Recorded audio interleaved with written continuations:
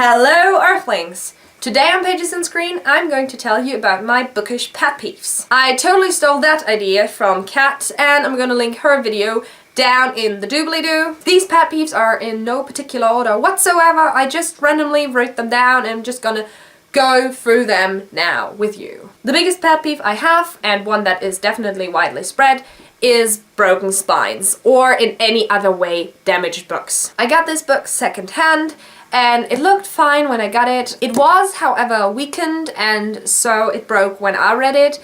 And I'm probably going to replace this book with a new one because it's really annoying. I don't really like it. The second pet peeve I have, and that really annoys me and definitely annoys a lot of other people, is cover changes. I have this German edition of Trudy Canavan's The Magician's Guild and I really love this cover. But somewhere through the series the publishing house changed, and while this is CBT, this is Blanvalet, this is the prequel, this should look alike, but they don't. What really annoys me most with this series is that the prequel looks absolutely not like this book, while the second series by Trudy Canavan, Age of 5, does look very much alike. Just because it's the same publishing house. I have to say one good thing about these covers though, at least they went back and released all of the books that Trudy Canavan ever wrote in this style, so you could go back and buy all the books in this style, although I do prefer the colorful children's style. Apart from cover changes, what also really annoys me is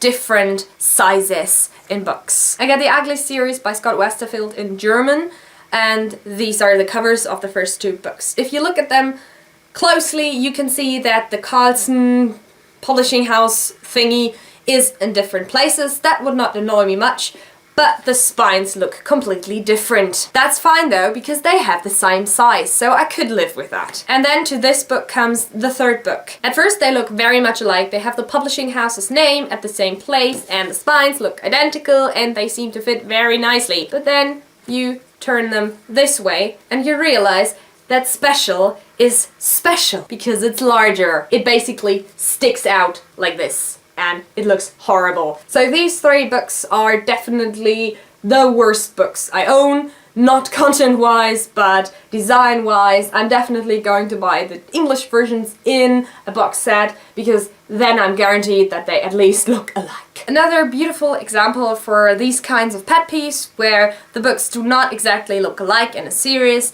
is the Septimus Heap series in German. This series is a series of 7, and even though they did keep the covers and the sizes and everything, if you look at this and then at this, do you notice something? I'm gonna make it very clear. This is Magic, which is the first book, and this is Siren, which is the 5th book. And if you put them close together and take a close look, you can see that the font has changed the direction. At least they did keep that change consistent for the last 3 books and didn't change back, because that would have only annoyed me more. A more content-wise pet peeve or issue I have with books are translations. In general, I have come to love the English version of any book I have ever read more than the German version. So if I go back and read something in German that I have already read in English, I'm usually very frustrated with the translation. The worst example that I've come across so far is a translation of the Percy Jackson series. While this series is beautifully written in English and has nice sentences and a good choice of words,